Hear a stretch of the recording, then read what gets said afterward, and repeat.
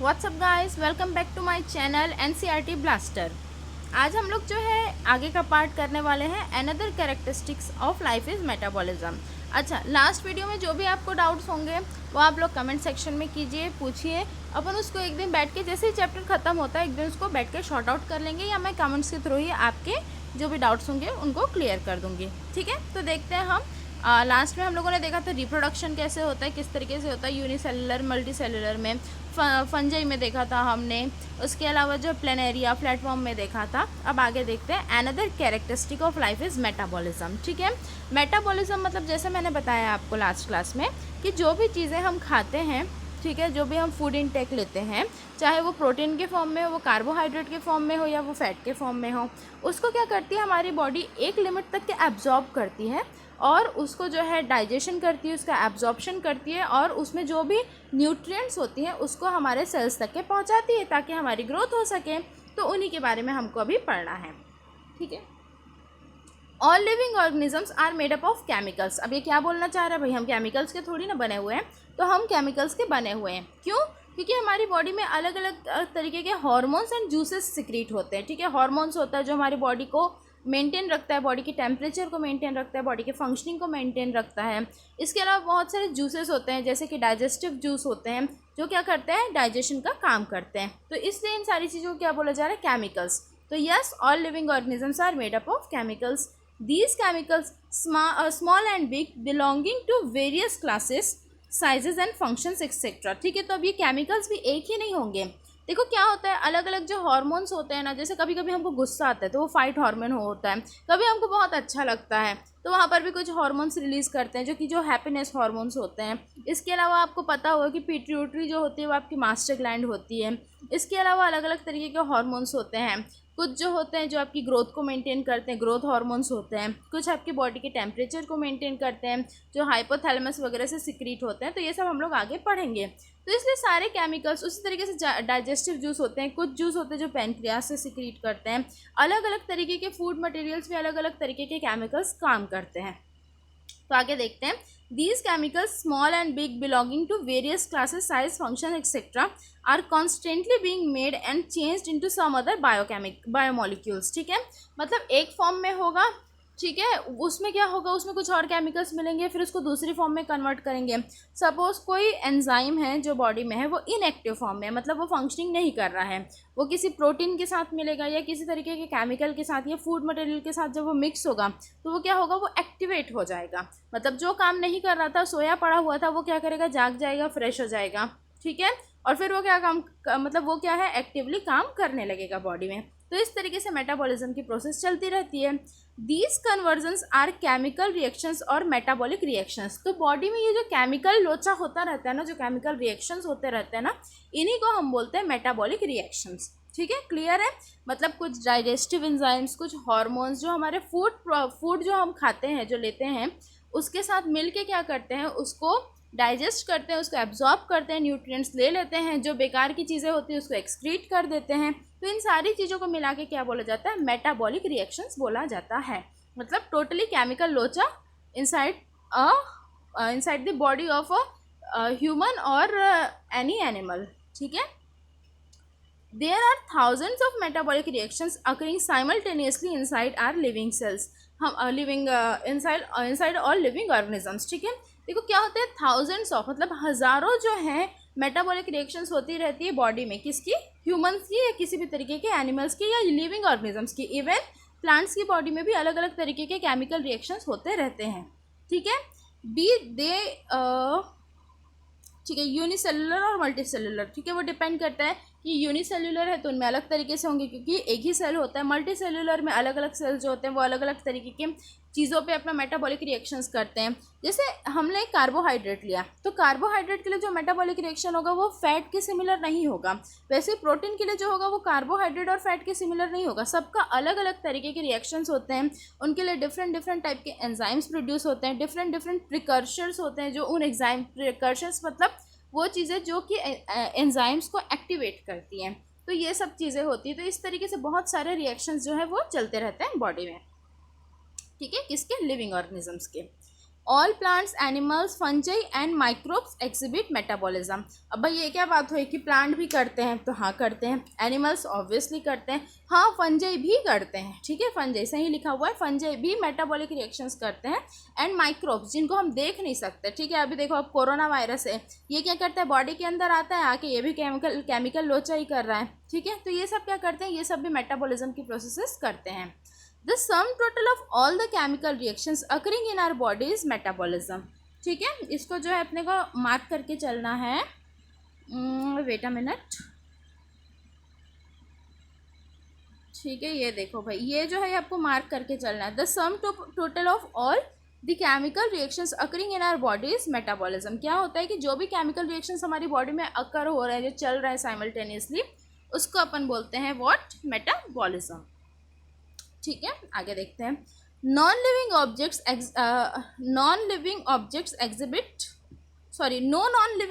Exhibit metabolism, ठीक है। कि जो नॉन लिविंग ऑब्जेक्ट्स नहीं होंगे, नो नॉन लिविंग मतलब जो जिंदा नहीं है, वो मेटाबॉलिज्म को एग्जिबिट नहीं करेंगे।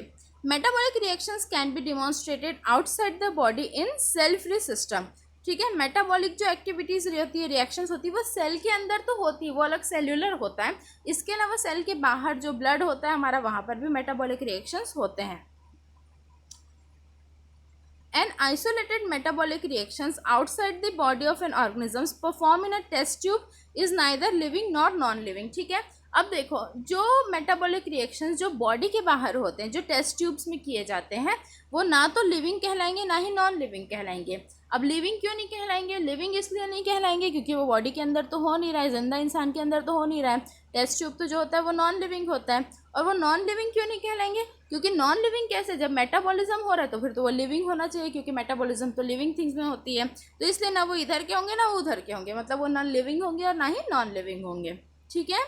Hence while metabolism is a defining feature of all living organisms without exception, isolated metabolic reactions in vitro are not living things but surely living reactions। तो इनको हम क्या बोलेंगे, शब्दों पे गौर करना, ठीक है।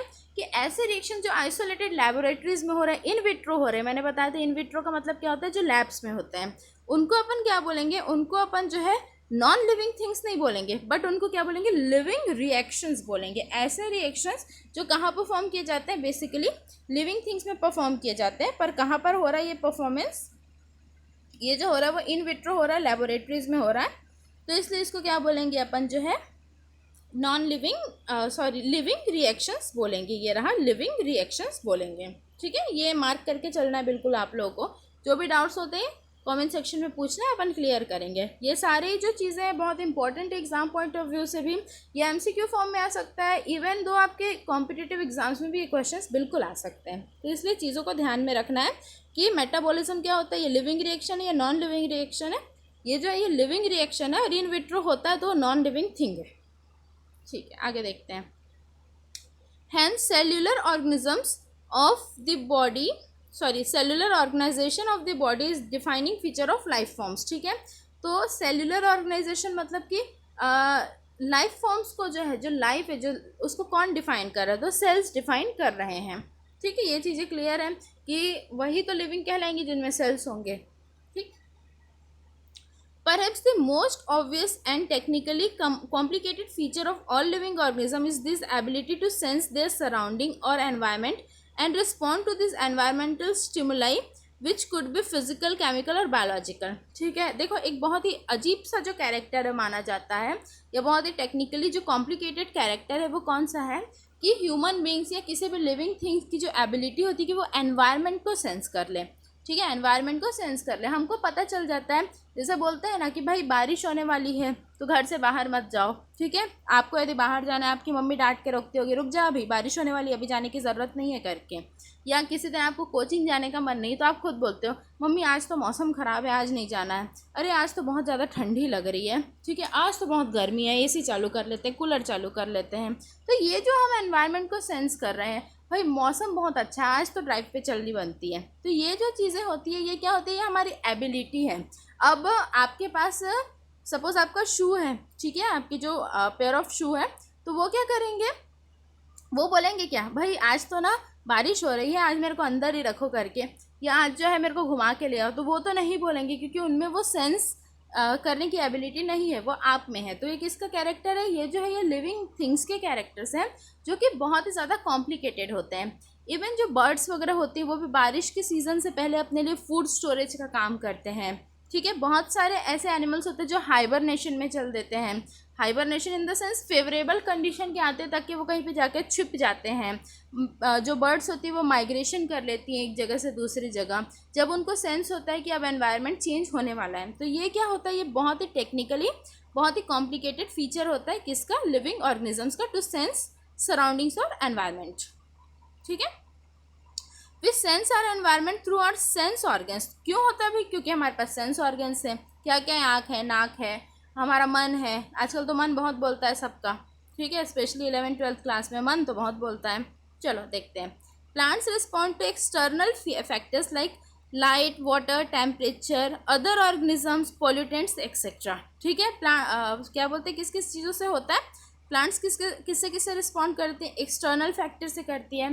जैसे बहुत ज़्यादा एक्स्ट्रा लाइट मिल गई तो सूख जाती है, बहुत ज़्यादा पानी मिल गया तो वो झुक जाती है, ठीक है। इसके अलावा फिर क्या होता है, टेम्परेचर, मतलब बहुत ही ज़्यादा ह्यूमिड जगह पे या बहुत ही ज़्यादा हॉट प्लेसेस पे उनको नहीं रख सकते। अदर ऑर्गेनिजम्स, यदि कोई आके उसको खा लिया तो या ये बोल सकते हैं कि कुछ तो जो है वो ईट कर लेते हैं। कई जगह पे क्या होता है कि प्लांट्स अपने आप को मॉडिफाइड करके या तो थॉनी फॉर्म ले लेती हैं कि ले आके पकड़ के देख तो लगेगा ही तेरे को करके। तो इस तरीके से भी वो क्या करती है, अपने आप को प्रोटेक्ट करने की कोशिश कर रहे हैं। पॉल्यूटेंट से भी जो प्लांट्स हैं उनको नुकसान पहुंचता है, जैसे मर्क्यूरी वगैरह हाई लेवल पे हो गया तो आगे आप लोग बीओडी वगैरह के बारे में पढ़ेंगे। जो पॉल्यूटेंट्स आते हैं उन सब से भी जो होता है प्लांट्स को नुकसान पहुँचता है, ठीक है। इसके अलावा all organisms from the prokaryotes to the most complex eukaryotes can sense and respond to environmental cues, ठीक है। देखो प्रोकैरियोट्स मतलब जो सिंगल सेल यूनिसेलुलर जो ऑर्गेनिजम्स होते हैं, बिल्कुल प्रिमिटिव, बिल्कुल पहले ज़माने के पुराने वाले, उनसे लेके जो मॉडर्न जो अभी के एकदम हाई लेवल के जो ऑर्गेनिजम्स होते हैं ना, एनिमल्स होते हैं ना, सभी को क्या होता है, सेंस होता है एनवायरमेंटल से रिलेटेड और वो रिस्पॉन्ड भी करते हैं। Photo period affects reproduction and seasonal breeders both plants and animals, ठीक है। अब फोटो पीरियड क्या होता है, देखो फोटो जो वर्ड है वो बेसिकली लाइट को डिनोट करता है। तो लाइट का जो ड्यूरेशन होता है, मतलब जैसे कि जो विंटर होता है उसमें बोलते हैं ना कि भाई इसमें तो दिन छोटा होता है करके, तो दिन विन कुछ छोटा नहीं होता, उसमें लाइट की जो टेंडेंसी होती है वो कम होता है। जबकि जो समर का टाइम होता है उसमें लाइट की टेंडेंसी बहुत ज़्यादा होती है। तो ये जो टेंडेंसीज होती है ना, ये रिप्रोडक्शन को काफ़ी ज़्यादा अफेक्ट करते हैं, स्पेशली जो सीजनल ब्रीडर्स होते हैं। मतलब जैसे यदि हम ह्यूमंस को साइड रखें तो डॉग्स हो गए, तो उनकी जो ब्रीडिंग का जो टाइम होता है वो बेसिकली बारिश का टाइम होता है। यदि आप कैमेलियन देखोगे, छिपकली जो देखोगे, तो वो जो समर्स में उनका रिप्रोडक्शन का टाइम होता है। देखना घर में छोटे छोटे बच्चे मिलेंगे छिपकली के, ठीक। तो इस तरीके से जो है प्लांट्स और एनिमल्स दोनों में, अब प्लांट्स में भी ऐसा होता है, किसी सीजन में कोई प्लांट्स जो होते हैं बहुत जल्दी जल्दी फ्रूट्स देते हैं, फ्रूट्स उनका रिप्रोडक्शन है। जैसे मैंगो अभी का टाइम है तो ये अभी मैंगो की रिप्रोडक्शन का टाइम है, ठीक है। इसके अलावा जो आपके और बहुत सारे फ्रूट्स आते हैं जो अलग अलग सीजन्स में आते हैं, जैसे कौन आएगा, भुट्टा आपका, वो कब आएगा, वो बारिश के टाइम पे आएगा। जामुन आएगा, बारिश के टाइम पे आएगा। तो इस तरीके से अलग अलग टाइम होता है। ये फोटो पीरियड पे डिपेंड करता है, मतलब लाइट की टेंडेंसी पे डिपेंड करता है किसको कितना ज़्यादा लाइट मिलेगा और कितना चाहिए, उस हिसाब से उनका रिप्रोडक्शन का टाइम फिक्स होता है, ब्रीडिंग का टाइम फिक्स होता है। All organisms handle chemicals entering their bodies, ठीक है। सारे के सारे ऑर्गेनिजम्स किसको हैंडल करते हैं, जो केमिकल्स उनकी बॉडीज़ में रहते हैं या आते हैं। ऑल ऑर्गेनिजम्स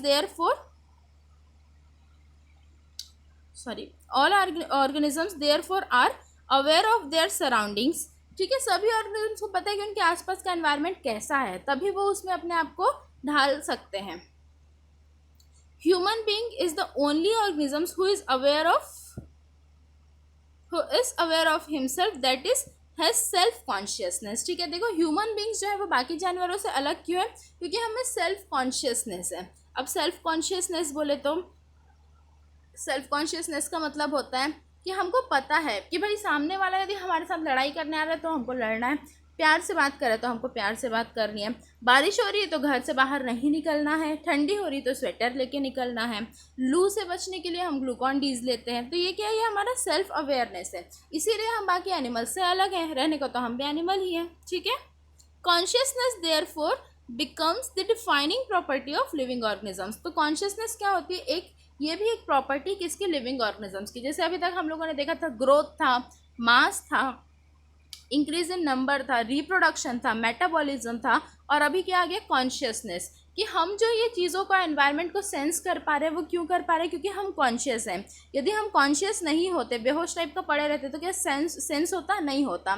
डेड बॉडी रहेगी और नॉर्मल ह्यूमन बींग रहेगा, तो दोनों में से ऑब्वियस सी बात है कि जो ह्यूमन बींग होगा, जो जिंदा होगा, वो तो चीज़ों को सेंस कर पाएगा, डेड बॉडीज़ नहीं कर पाएंगी क्योंकि दे आर नॉन लिविंग। तो आपको ये चीज़ भी मेंशन करनी है कि कॉन्शियसनेस भी क्या होता है, एक इम्पॉर्टेंट फीचर होता है लिविंग ऑर्गेनिजम्स का, ठीक है। बिल्कुल इस चीज़ को मेंशन करके रखना है। When it comes to human beings, it's all the more difficult to define the living state. Human beings के बारे में हम पर्टिकुलर एक चीज़ को लिविंग स्टेट नहीं बता सकते, रिप्रोडक्शन को नहीं बता सकते, कॉन्शियसनेस को नहीं बता सकते, मेटाबॉलिज्म को नहीं बता सकते, मिला जुला के बताएंगे। We observe patients lying in coma in hospitals virtually supported the machine which replace the heart and lungs, ठीक है। मतलब ये भी होता है ह्यूमन बींग्स में कि भाई कोमा में पड़ा हुआ है, ठीक है, दिमाग काम तो कर रहा है लेकिन रिस्पॉन्ड नहीं कर पा रहा है, बोल नहीं पा रहा है, कुछ सुन रहा है पर समझ नहीं पा रहा है, इस टाइप की कंडीशंस होती है।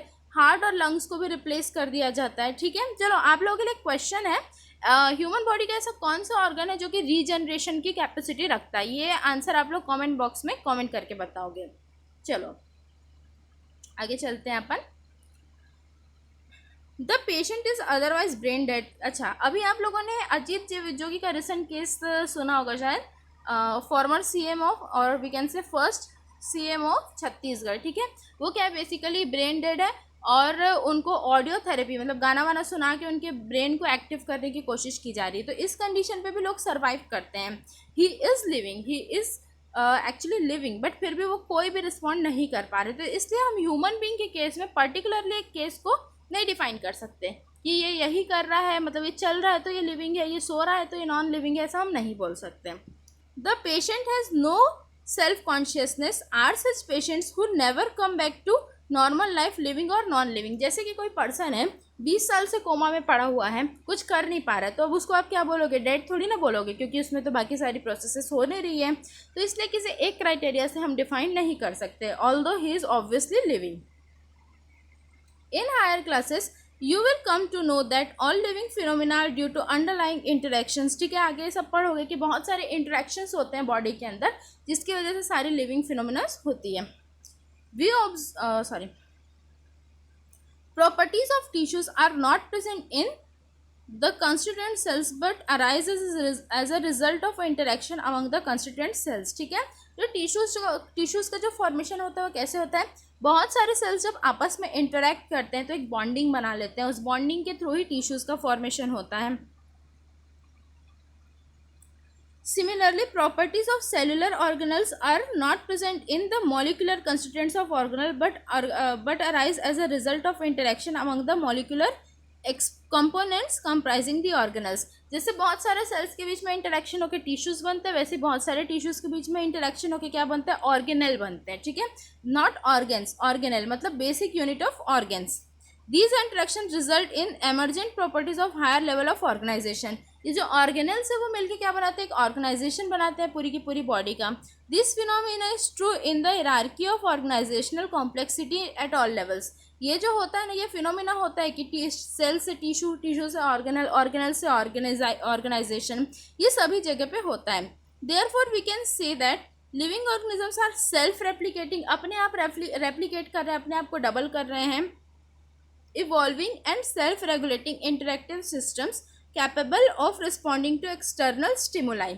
मतलब हम ऐसे लोग होते हैं जो सेल्फ रेप्लिकेट करते हैं, इवॉल्व करते हैं। इवॉल्व इन द सेंस कि जैसे कि आदि मानव जो थे ना, प्रिमिटिव ह्यूमंस, जो कि ऐवे ही रहते थे, पेड़ के पत्ते वत्ते पकड़ लेते थे, सब चीज़ें जिंदा जानवरों को खा लेते थे, उनसे हमने क्या किया, इवॉल्व किया, आगे बढ़े। आगे बढ़ने के बाद क्या किया है, हम ज़्यादा सिविलाइज्ड हो गए, मैच्योर हो गए। इस तरीके से ये प्रोसेस चलता रहा है।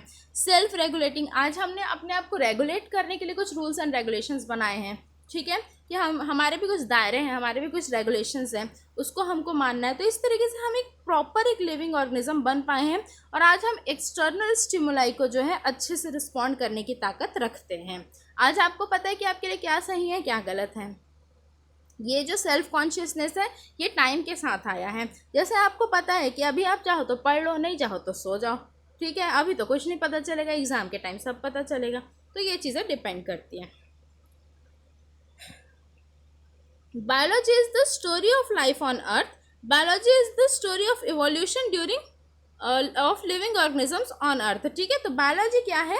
Bio and logy, bio means life and logy means study, मतलब स्टडी ऑफ लाइफ। ये किसके बारे में है कि किस तरीके से ह्यूमंस जो है, ये कोई भी लिविंग ऑर्गेनिजम्स जो हैं वो अर्थ में कैसे आए, कैसे इवॉल्व हुए। All living organisms present, past and future are linked to one another by the sharing of the common genetic material but no varying degrees, ठीक है। मतलब सारे के सारे ऑर्गेनिजम्स जो पहले थे, आज हैं या आगे रहेंगे, सभी एक दूसरे से किसी न किसी वे में लिंक्ड हैं, ठीक। तो इन सारी चीज़ों के बारे में हम लोग आगे पढ़ेंगे, डाइवर्सिटीज़ में पढ़ेंगे। और आज का वीडियो यहीं पर ख़त्म करते हैं, ठीक है। वीडियो अच्छा लगा हो तो वीडियो को लाइक करो, चैनल को सब्सक्राइब करो, वीडियो को शेयर करो, ठीक है। और पढ़ाई अच्छे से करो, जो भी डाउट्स हो रहे हैं उसको कमेंट सेक्शन में पढ़ो।